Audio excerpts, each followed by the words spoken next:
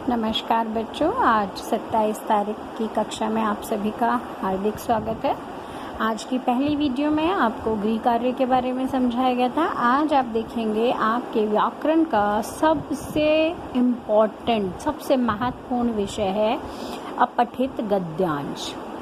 ध्यान से देखिए, अपठित गद्यांश। अपठित का मतलब इसमें अ उपसर्ग है और इत प्रत्यय है, अ जमा पठ जमा इत। तो अपठित का मतलब जिस गद्यांश को आपने पहले नहीं पढ़ा है, जो आपकी पाठ्य पुस्तक में नहीं है। सबसे अधिक वेटेज जो है, सबसे अधिक परीक्षा में अंक जो है हमारे इसी प्रश्न के हैं। 10 अंकों का ये प्रश्न है। ध्यान से देख लीजिए कितने अंकों का है, 10। इसमें आपके 4 प्रश्न आएंगे 2-2 अंकों के, 2 गुना 4 8 अंक, और 2 प्रश्न आएंगे आपके 1 नंबर के, 2 नंबर हो गए, कुल मिलाकर 10 अंक होंगे। सबसे अधिक महत्वपूर्ण है आपकी परीक्षा की दृष्टि से, जिसे आप लोग कहते हैं अपठित है तो इसे पढ़ने की क्या ज़रूरत है, जबकि इसका अभ्यास बहुत अधिक करना चाहिए जिससे कि आपको पूरे 10 अंक प्राप्त हो सकें। अब अपठित गद्यांश क्या होता है, पहले ये समझेंगे। गद्य का ऐसा अंश जिसे पहले पढ़ा नहीं गया हो, यह निर्धारित पाठ्य पुस्तकों से उद्धृत नहीं होता है। जो आपकी है क्षितिज और कृतिका, वहाँ से नहीं है ये। उसके बाद इसको पढ़ने का आखिर क्या उद्देश्य है, हमें क्यों पढ़ना चाहिए, कि पाठ्य पुस्तकों के अतिरिक्त साहित्य में विद्यार्थियों की रुचि जागृत हो सके, जिससे कि आप कुछ और भी पढ़ सकें, आपको भाषा की समझ आए, भाव बोध समझ सकें, अर्थ ग्रहण करने की क्षमता आप में विकसित हो जाए, आप अपने आप को अभिव्यक्त कर सकें, आपकी बौद्धिक क्षमता में, सोचने समझने की शक्ति में वृद्धि हो, आप में अध्ययनशीलता हो, एकाग्रता हो। एकाग्रता मतलब आप कंसंट्रेशन के साथ पढ़ सकें, और संवेदनशीलता में वृद्धि, कि आप में संवेदनशीलता कि आप समझ सकें चीज़ों को। अब इसको पढ़ने का क्या तरीका है, अपठित गद्यांश को हल करने के चरणबद्ध तरीके हैं, सिस्टमेटिक, ये नहीं कि जैसे मन किया वैसे कर लीजिए।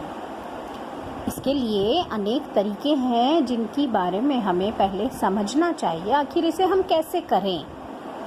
सर्वप्रथम गद्यांश पर आधारित प्रश्नों को पढ़ें। देखो, आज तक आपने ऐसा नहीं सुना होगा, आप हमेशा गद्यांश को पढ़ते हैं, लेकिन हम यहाँ पर कह रहे हैं, अब बड़ी कक्षा में आप आ गए, पहले आप गद्यांश पर आधारित प्रश्नों को पढ़ें। ऐसा करने से गद्यांश का विषय एवं उसके महत्वपूर्ण या ध्यान रखने योग्य बिंदु आपकी समझ में आ जाएंगे, आप ध्यान से उन्हें समझ पाएंगे। इसके उपरांत मतलब इसके बाद एकाग्रता पूर्वक गद्यांश को 2-3 बार पढ़ें और उसके मूल भाव को आत्मसात मतलब समझने का प्रयास करना चाहिए आपको। गद्यांश में दी गई महत्वपूर्ण सूचनाओं को रेखांकित का मतलब होता है अंडरलाइन करना, रेखांकित करते रहना चाहिए। इससे विषय वस्तु व पठन कौशल वाले प्रश्नों को हल करने में आसानी होती है।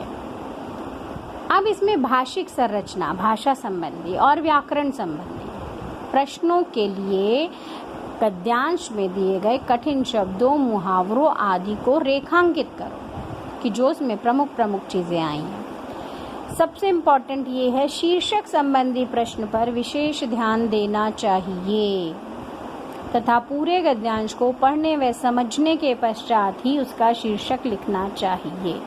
शीर्षक लिखते समय बच्चे बहुत गलती करते हैं, 2-2 लाइनों का शीर्षक लिख देते हैं। वो सोचते हैं शीर्षक का मतलब हास्यास्पद, शीर्षक का मतलब उसका नाम, आप उसको क्या नाम देना चाहते हैं, उसमें किस चीज़ की प्रमुखता है। उसके बाद सभी प्रश्नों को ध्यानपूर्वक पढ़ने व समझने के पश्चात ही उनका उत्तर लिखना प्रारंभ करना चाहिए।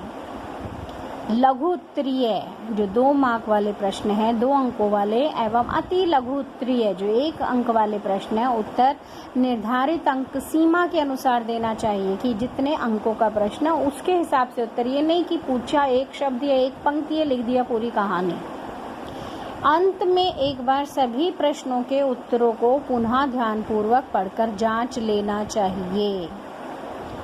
उसके बाद अगली वीडियो में मैं आपको इसके बारे में जो अन्य जानकारी है वो दूंगी। धन्यवाद।